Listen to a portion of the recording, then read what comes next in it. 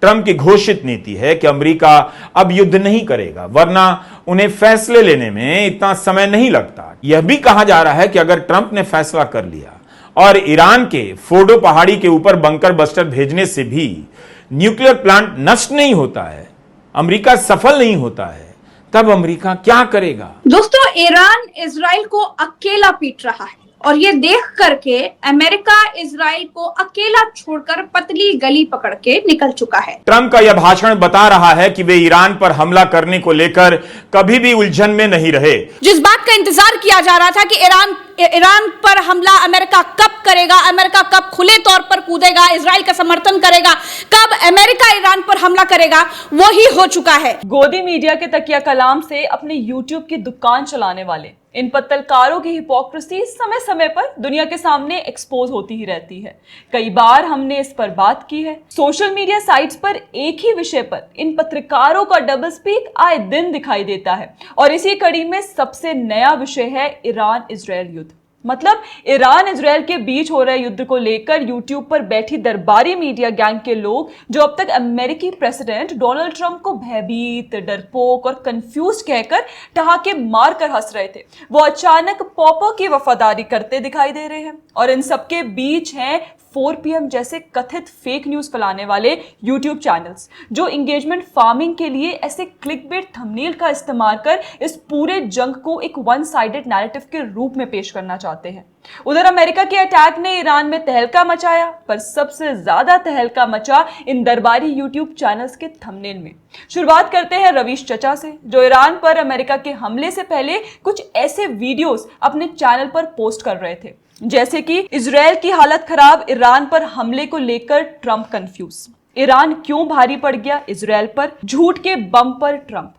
मतलब कुल मिलाकर रवीश कुमार ये नैरेटिव बना रहे थे कि ट्रंप काफी कंफ्यूज्ड है इस बात को लेकर कि युद्ध में किसका समर्थन करे, और ये भी कि अमेरिका को इस बात का डर है कि कहीं वो ईरान के न्यूक्लियर बेस पर अटैक करें और वे इसमें विफल हो जाए तो उससे फिर उनकी बेइज्जती हो जाएगी।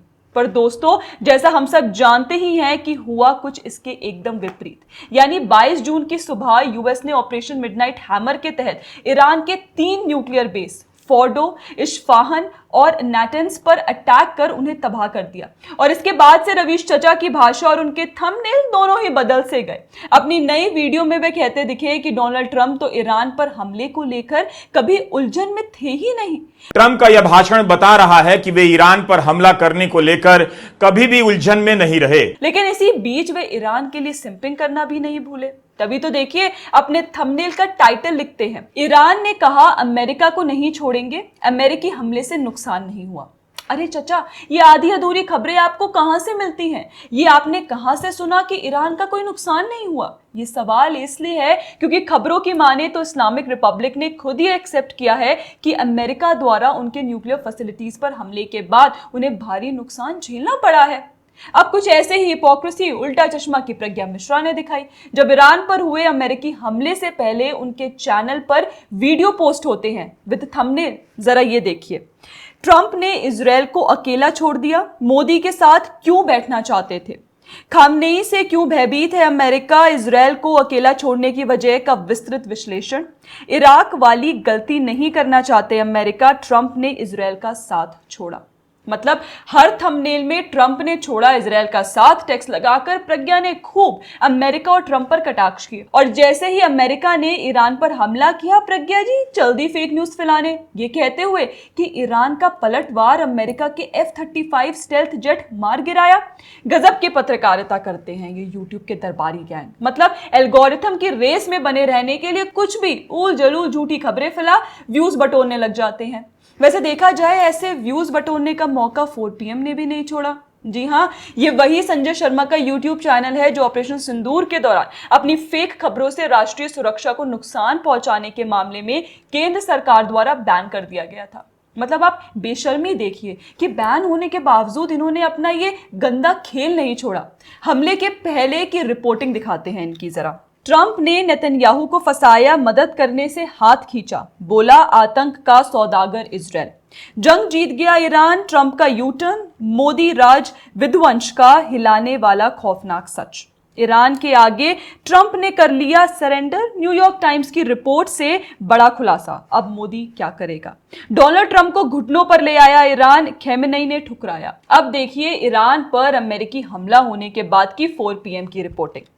अमेरिका के सभी हमले हुए नाकाम, ईरान ने कर डाली मिसाइलों की बरसात, युद्ध में कूदना ट्रंप को पड़ा महंगा। ट्रंप का ईरानी न्यूक्लियर प्लॉट खत्म करने का दावा झूठा, सुपर पावर वाला ढोल फटा, ईरान ने निकली हेकड़ी। विश्व पटल पर पकड़ा गया ट्रंप का सबसे बड़ा झूठ, भयंकर बेइज्जती, एक्सपोज नहीं हुआ हमला, अब ईरान लेगा बदला।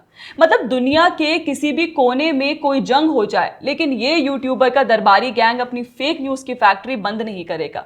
एजेंडा और एल्गोरिथम में बने रहने के लिए कैसे खुद को पत्रकार बताने वाले ये लोग इतना नीचे गिर सकते हैं।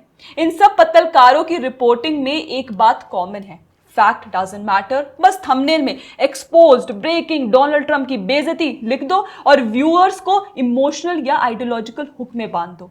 तो अगली बार जब कोई पत्रकार गोदी मीडिया कहकर अपनी ईमानदारी बेचने लगे तो जरा पूछना जरूर कि भैया पहले खुद के थंबनेल देखे क्या। दोस्तों आपका इस पर क्या कहना है हमें कमेंट करके जरूर बताएं। बाकी अगर आपको हमारा चैनल पसंद आता है तो प्लीज हमें फॉलो भी कर लें। जय हिंद।